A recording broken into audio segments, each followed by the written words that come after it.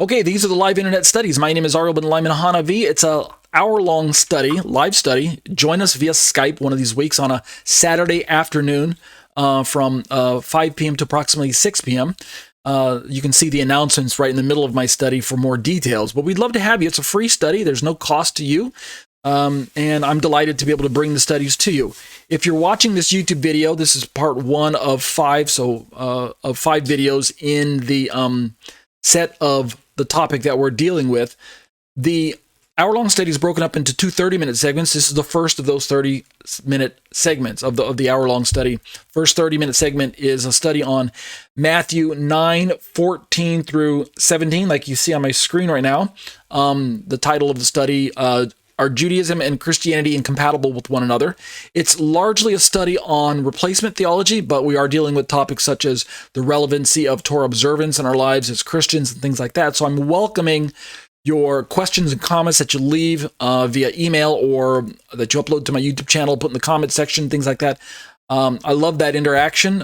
Tell me your thoughts. If you agree with me or if you disagree, tell me why. And we can have a dialogue about that. Let's start by reading the passage real quick. I won't wax long on the different versions of the Bible because we already hit those in different studies. But if you look on my screen right now, I've got Matthew 9:14 through 17 pulled up out of the ESV. Let me read it for you. Starting in verse 14, quote, "Then the disciples of John came to him, saying, 'Why do we and the Pharisees fast, but your disciples do not fast?' So Jesus responds in verse 15. Jesus says to them, 'Can the wedding guests mourn as long as the bridegroom is with them?' And then he gives them some practical sense advice. It's an answer to the question, but listen to the practicality of it, right? Common sense. The days will come when the bridegroom is taken away from them, and then they will fast. So he just answers the question, hey, why would you fast at a wedding? Hello, why would you mourn at a wedding? It's a time of rejoicing.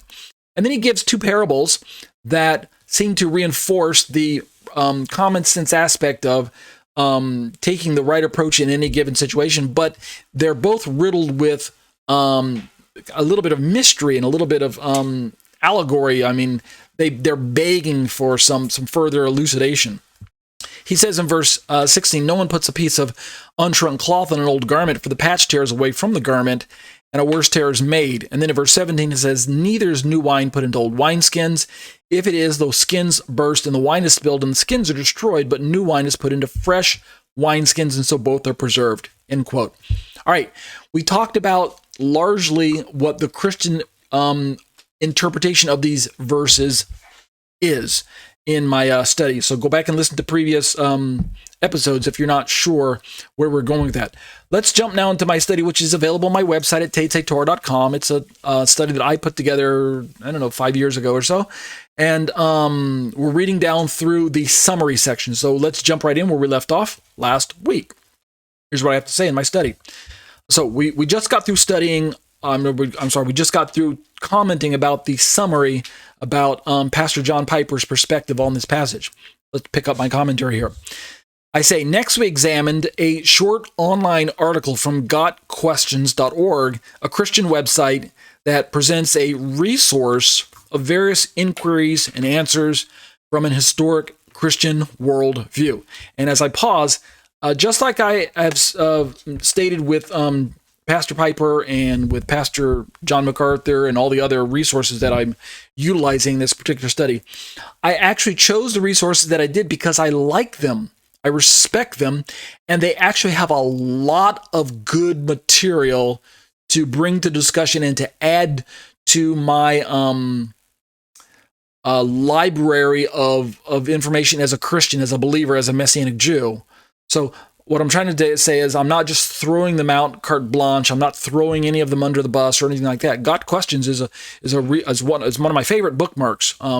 They've got an encyclopedia of answers when it comes to different topics. Some of them deep and profound, some of them just kind of light and trivial, but all of them helpful. So let's keep reading my commentary here. As with Pastor Piper, I say, this site also apparently holds an interpretation of Matthew 9:14 through 17 that leaves Yeshua essentially denouncing his ancestral religion of Judaism in order to usher in the age of a new religion that will come to be known as Christianity. And so, if you're familiar at all in any way, even in a light way, with replacement theology, you can even hear it in the name, or some forms of dispensationalism carry what I'm about to describe. Replacement theology itself has another additional name known as supersessionism.